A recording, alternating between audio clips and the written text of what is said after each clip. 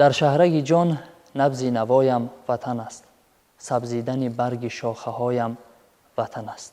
дуруд бинандагони азиз, оё медонед ки ин мисраҳо ба қалами ки тааллуқ дорад? албатта ин мисраҳо ба қалами иштирокчии барномаи имрӯзаи мо тааллуқ дорад. ин нафар Саидализода Шукрона ғолиби озмуни ҷумҳуриявии Фуруғи Субҳи Донои Китоб аст дар соли 2023 аст. Шукронабоно, дуруд ба шумо. салому дуруд.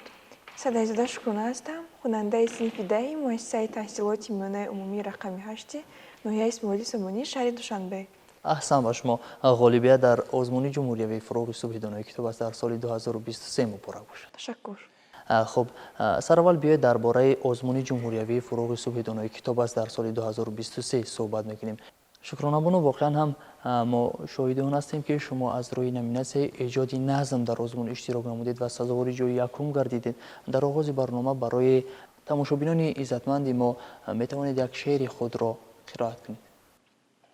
бале, як ғазали дӯстдоштаи худро мехоҳам қироат кунам. марамат. ширин зи баъди ишқи шумо дод меравад, аз даҳр бо хаёли ту фарҳод меравад. баъд аз вафоти кӯҳкан адле надидам, дарди варо ки нашнавӣ барбод меравад. дар соҳили мурод ба ёдат нишастам, дастам бигир, домани имдод меравад. эҳсоси шоиронаву зебопарастиам, шеъре ки аз қаламрави эҷод меравад. эй бод, барги хотираҳоро набар, бимон, ҳар барг барги ишқ ки бо бод меравад. охир фақат ба хотираҳо ишқ монда буд, он хотироти хуш ҳама аз ёд меравад. хусрав ба қадри ишқи ту ҳаргиз намерасад, аз даҳр бо хаёли ту фарҳод меравад. офарин. хуб, ба роҳ мондани озмуни ҷумҳуриявии Фуруғи Субҳи Донои Китоб аст, махсусан номинатсияи эҷоди назм барои кӯдакон наврасон чӣ арзише дорад ё ин ки чӣ саҳме дорад? ба роҳ монда шудани озмуни ҷумҳуриявии Фуруғи Субҳи Доноӣ саҳми бузург мегузорад дар донишманд ва саводнок гардидани хонандагон, махсусан хонандагоне ки дар эҷоди назм иштирок мекунанд, барои сайқал додани дониши худ ва аз худ намудани донишҳои нав, хондани китобҳои зиёд ва бо ин васила навиштани шеърҳои тозаэҷод ва зебову равон саҳми бузург мегузорад. аҳсан. хуб, мавзӯи асосии эҷодиёти шумо чист? мавзӯи асосии эҷодиёти ман васфи зебоиҳои диёр, тараннуми ватан, ифтихори миллӣ, ишқи поки инсонӣ, тараннуми баҳор ва манзараҳои зебои диёрамон мебошад. аҳсан. хуб, воқеан ҳам ҳар нафаре ки дар даври ниҳоии озмуни ҷумҳуриявии Фуруғи Субҳи Доноӣ иштирок менамояд, албатта бояд ки шеърҳои ватандӯстона қироат кунад. хуб, пас шумо барои мо биёед як шеъри ватандӯстона қироат кунед. шеърҳои ватандӯстона зиёд дорам ва дубайтиву рубоиҳо, ғазалҳо, шеърҳои ватандӯстона, инчунин достоне дорам бо номи Ватандор. хуб, пас порча аз достонро қироат кунед. ман ватандорам, ватандори асил, бо ватан дорад тапиш дар сина дил. ман ватандорам, ватандори қавӣ, аз табори шоҳнома маснавӣ. ман ватандорам чӣ он 6 қаҳрамон, то ватан монад ҳамеша дар амон. миллати ман миллати файзу барор, кишвари бемисл соҳибихтиёр. ман ба ин зебо замин дил додам, чун асилам тоҷики озодам. бо баҳори ин ватан сар мешавам, авҷи зебоӣ саросар мешавам. ҳамзабону ҳамдили булбул шавам, шоҳбайтиноби барги гул шавам. дӯст дорам ҳар сухан гар тоҷикист, бо навои ин ватан гар тоҷикист. аҳсан, Шукронабоно. хуб, мегуфтед ки оё шумо аз айёми тифлӣ ба адабиёт шавқу рағбат доштед? бале, аз кӯдакӣ ба адабиёт шавқу рағбати беандоза доштам, азбаски дар хонаводаи мо падару модар ва умуман ҳамаи хонагиҳоямон махсусан бибиям ба адабиёт бисёр рағбат доранд ва моро ҳам дар ҳамин рӯҳия тарбият менамуданд ва пайваста китобҳои хуб дастрас мекарданд ва аз ин рӯ аз кӯдакӣ ба хондани адабиёт ба адабиёти махсусан адабиёти муосири худамон шавқу рағбати беандоза доштам. Ташаккур. Хуб, шумо айни ҳол синфи чандум мехонед? Айни ҳол дар синфи даҳум мехонам. خب پس از ختم مؤسسه تحصیلاتی میانه عمومی چی نقشه دارید و کدام رویه رفتن میخواهید؟ میخواهم که پس از ختم مؤسسه تحصیلاتی میانه عمومی با دانشگاه ملی تاجیکستان با اختصاصی شرقشناس داخل شوم. تشکر. من واقعا هم چند نفری که در برنامه ما اشتراک نمودن البته غالبای آزمون ها هستند بسیار سوال میکنم همین سوالی که برای شما پیشنهاد کردم آنها نمیخواهند که فاکولته فیلولوژی روند چون که خود شوق و رغبت زیاد دارن به ساحه ادبیات لیکن چی سبب است که فاکولته فیلولوژی نمیروند و ولی فاکولته حقوق شناس یا اینکه فاکولته شرق شناس یا اینکه بیشترشون با طب سر و کار دارن؟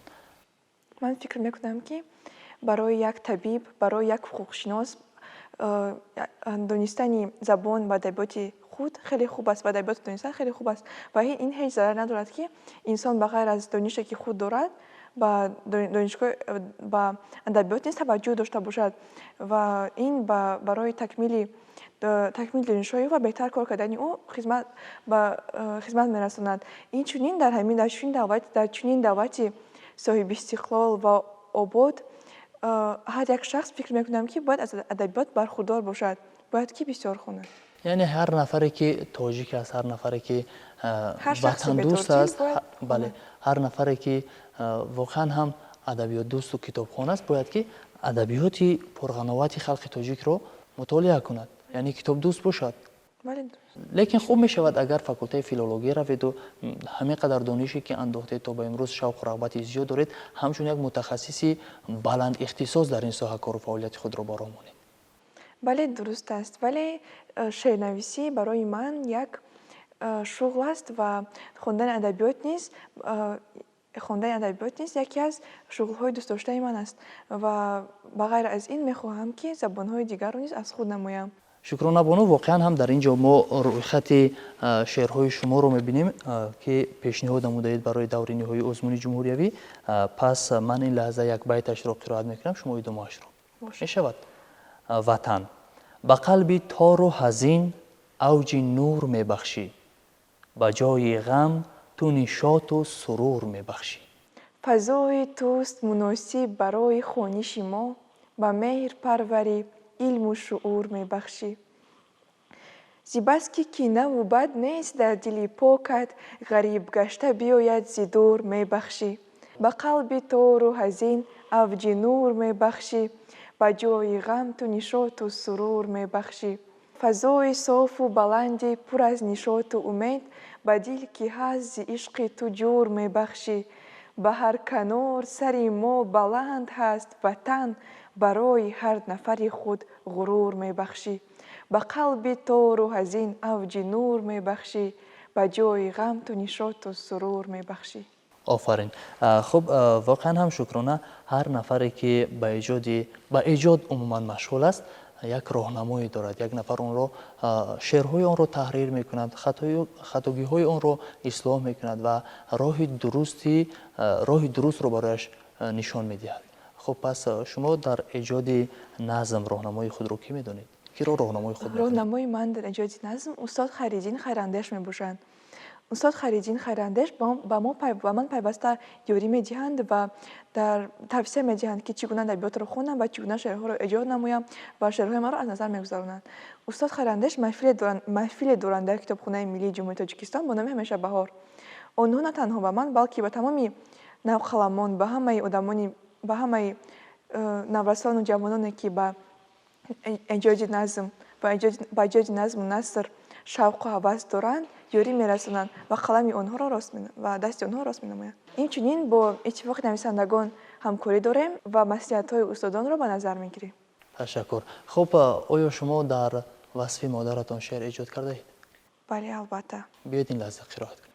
چیلچروغ ظلمتی شب‌های تارم مادرم نازنین و بهترین شب زنده دارم مادرم رنگ میبخشی به عالم هم به آدم مهر را من چی گویم آفتاب نوربارم مادرم هر کسی از منصب و عنوان بگوید لیک من از همه والاترینت میشمرم مادرم پرزگل گشته است باغ و بهر مادر میبرم از همه زیباترین گل در بهارم مادرم در ره کاری نکو ما را نصیحت کرده ای با دعای نیک تو باشد برارم مادرم شیر بر لب سوی تو آغوش بگشایم کنون برق چشمم را نگر به اختیارم مادرم بخت فرزندان مثال بخت خود باشد تو را من که خوشبختم تو هستی در کنارم مادرم سربلندم چون که فرزندی همین افریشته‌ام پاکی آب زلال چشم سارم مادرم بهر ما تو تکیه‌گاهی از تو ما عبرت پذیر قلبی چون آینه پاک و بی‌غبارم مادرم در جهانی که دروغ و مکر دامن پهن کرد باوری بر هیچ کس جستو ندارم مادرم آفرین شکرانه. خب شکرانه واقعا هم هر نفری که مادر دارد بدو اینه که مادر صبح خود را کار خود را آغاز میکند اون نفر خوشبختترین انسان است. واقعا هم استاد لایق شیرعلی میگوید که صد جان و دل فدای یک مدعای مادر فتح و کشایی شارد دستی دعای مادر. خب شما همچون اشتراکچی دور نهایی آزمون جمهوری فروغ صبح دانای کتاب است همچون غالب جای اول از روی نمینه ایجاد نظم با تمام اون نفرانی که این حال ما را تماشا دارند چی گفتنی دارید در آخر برنامه؟ البته با همه نفرانی که این برنامه را تماشا دارند گفتنی هستم که هرچی بیشتر به دانش آموختن پردازند و برای تکمیل دادن دانش خود پیوسته کوشش نمایند. از ادبیات پرقناوت بزرگان، از ادبیات معاصران خودمان، از ادبیات بای جهان و چگونه استفاده برند بخونند و پیوسته کوشش نمایند که هرچی بیشتر دانش آموزند. تشکر. خب بار دیگر شما را با برنامه خوش آمدید میگیم. غالبیت مبارک باشد. بینندگان عزیز یادرس میشویم که قهرمان برنامه ما بودند سید علیزاده شکرانه غالب جای اول از روی نمینه ایجاد نظم آزمون جمهوری فروغ صبح دانای کتاب است.